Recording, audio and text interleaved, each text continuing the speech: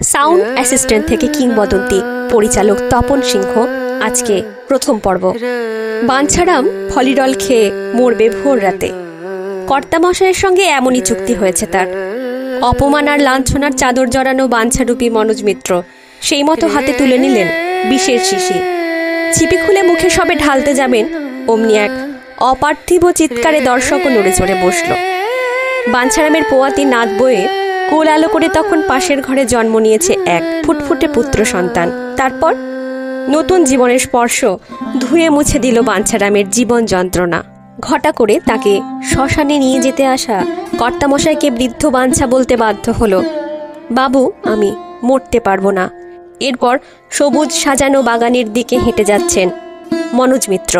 কখনো লং শটে কখনো ক্লোজ আপে ধরা পড়ছে বাঞ্ছারাম।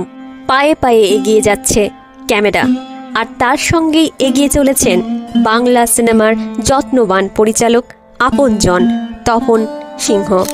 সামনে তখনও যে তাঁর অনেকটা পথ চলা বাকি, আবার পিছনেও ফেলে এসেছেন নানা চড়াই উতরাই। সে পথে কখনো কাবুলিওয়ালার মিনি শ্বশুর বাড়ি যায়, সবুজ দ্বীপের রাজার কাছে নিয়ে যায় কখনো সে পথ, কখনো বা এক ডাক্তারের স্বেচ্ছামৃত্যুর অভিঘাতে ক্ষতবিক্ষত করা হয় সহৃদয় দর্শককে। যে কোনো শিল্পে প্রাদেশিকতাকে প্রাধান্য দিলে তা সীমাবদ্ধ হয়ে যায়। তাই সচেতনভাবে বাঙালি কথাটি ছেঁটে ফেলে বলাই যায়, পরিচালক তপন সিংহ সেই মানুষ যিনি সিনেমাপ্রেমী ভারতীয়দেরকে মনন চর্চার অনেকখানি সুযোগ করে দিয়েছিলেন। তপন সিংহর হাতের ছোঁয়ায় গল্পেরা সত্যি হয়ে উঠেছে বারবার। তার নিজের জীবনটাও যেন এক গল্পের চিত্রনাট্য। বীরভূমের মুরারয় থানার জাজি গ্রামে প্রসিদ্ধ সিংহ পরিবারের সন্তান তপন সিংহ। বিজ্ঞানের প্রতি তাঁর আগ্রহ ছোটবেলা থেকে, আর ছিল গতে বাঁধা ছকের বাইরে একটি অনুসন্ধিৎসা ব্যতিক্রমী মন। এই কারণেই হয়তো কলকাতা বিশ্ববিদ্যালয় থেকে 7 দশক আগে পদার্থবিদ্যায় স্নাতকোত্তর পাশ করার পরেও ছকে বাঁধা 10-25-এর ঘুঁটে ঘরে আটকে পড়েননি তপন সিংহ। নতুন কিছু করার আশায় তাঁর প্রথম কাজের সুযোগ এসেছিল তখনকার নিউ থিয়েটার্স স্টুডিওতে। 1946 সালে এখানেই তপনবাবু শব্দ সহকারী হিসেবে যোগ দেন। হাতে কলমে কাজ শেখার সেই শুরু।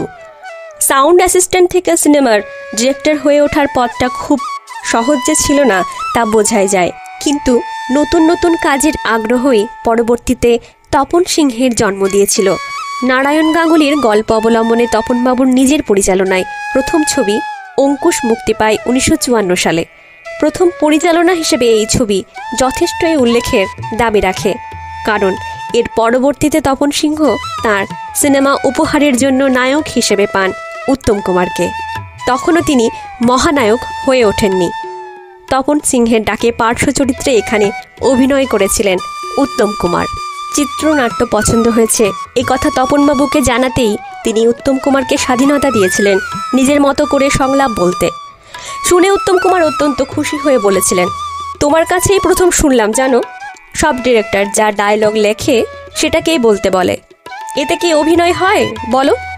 পরিচালক তপন সিংহ ভিতরের নামিটাকে বের করে আনার জন্য এতটাই স্পেস দিতেন অভিনেতাদের। উপহারের পরে খুব ভালো বন্ধুত্ব হয়ে যায় উত্তম কুমার ও তপন সিংহের।